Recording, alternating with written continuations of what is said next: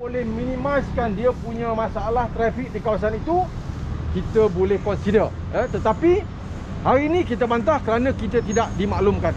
Itu saja. Okey. DBKL memang tak ada beritahu. Okey. Pada 5 hari bulan yang lepas, Bandaraya telah pun memanggil kita dengan Yang Berhormat Tan Kok Wai selaku member parlimen.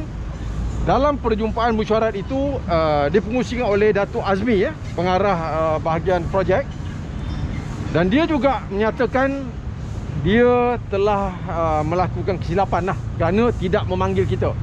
Ini Datuk Azmi sendiri yang bercakap dengan kita dalam mesyuarat. Is it right? Betul. Okey. Jadi kalau mengikuti daripada apa kesalahan yang berlaku ini adalah ianya berpunca kepada Dewan Bandaraya. Tidak maklum kepada kita, kerana kita kuatiri kalau kita lihat projek-projek yang sedang dibina, contoh di Chowket, hari ini 10 tahun pending. Apa jadi dengan ekonomi kawasan penjaja di kawasan itu? Jadi itu sebabnya kita hari ini bertegas, kalau sekiranya DBKL hendak melaksanakan projek, maklum kepada kita supaya kita boleh bincang bagaimana dia boleh minimizekan masalah yang akan berlaku di kawasan itu. Itu yang kita nak. Jangan hari ini dia nak buat projek, dia buat suka-suka hati tanpa maklum kepada orang yang berkepentingan di kawasan itu.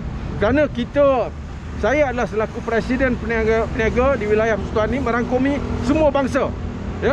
Melayu ada, Cina ada, India ada dalam kita punya gabungan.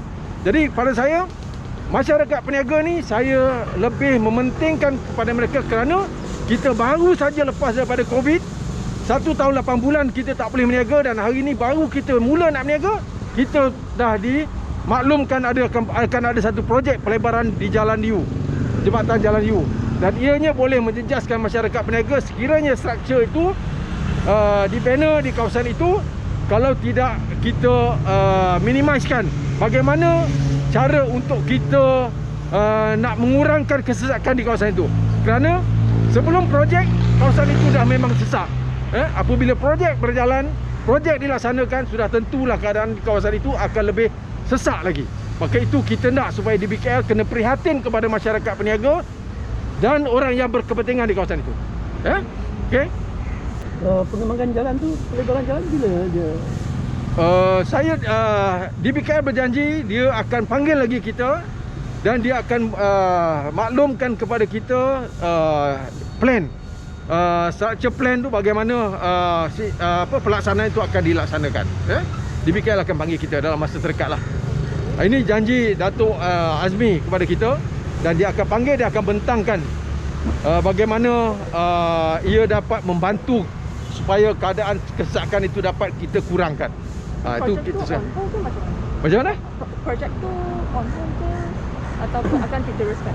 No, projek itu setakat ini kita bantah dulu sebab kita tak dimaklumkan. Kita belum dipanggil dan dimaklumkan bagaimana keadaan projek itu. Kalau dia tidak dapat menyelesaikan isu-isu kesesakan, kita akan bantah terus. Tetapi kalau DBKL boleh minimizekan, membuktikan bahawasanya keadaan kawasan itu tidak sesak, projek boleh berjalan, peniaga boleh berniaga, ini kita agree lah. Tapi setakat ini kita bantah kerana kita tak dimaklumkan. Itu saja. Jadi Datuk pergi ke Gangwangi untuk buat bantahan lah? No, saya bukan buat bantahan, saya dipanggil untuk di soal siasat lah. Kurang daripada program yang kita buat pada 13 hari bulan. Silap saya 13. Fine ke apa? 31 hari bulan. Belum tahu lagi. Belum tahu lagi.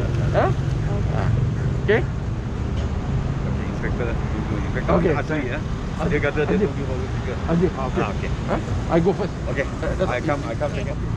Jadi difahamkan hari ini saya dipanggil oleh Gangwangi untuk siasat berkaitan dengan kita pantahan itu flyover pada 31 hari bulan. Jadi saya wakil sebagai Persatuan Penjaja Pasar Buruh.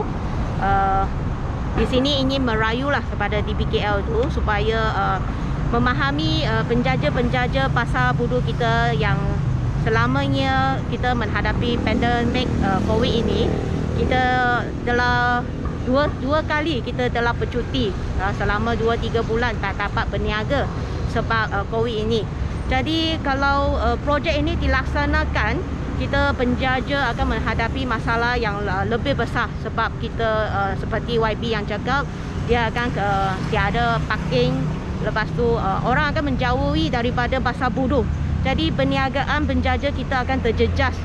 Jadi kita tak dapat menanggung lagi kalau menghadapi satu kali lagi impak di mana projek ini dijalankan. Jadi kita berharap merayu kepada TPKL supaya membuat penilaian balik untuk projek ini. Adakah dia mesti perlu dilaksanakan, amat diperlukan ke, ataupun sekadar untuk melancarkan kesesakan tetapi akan menjejaskan semua penjaja dengan shop lot kedai di sekeliling pasar buruh. Jadi harap TPKL akan mempertimbangkan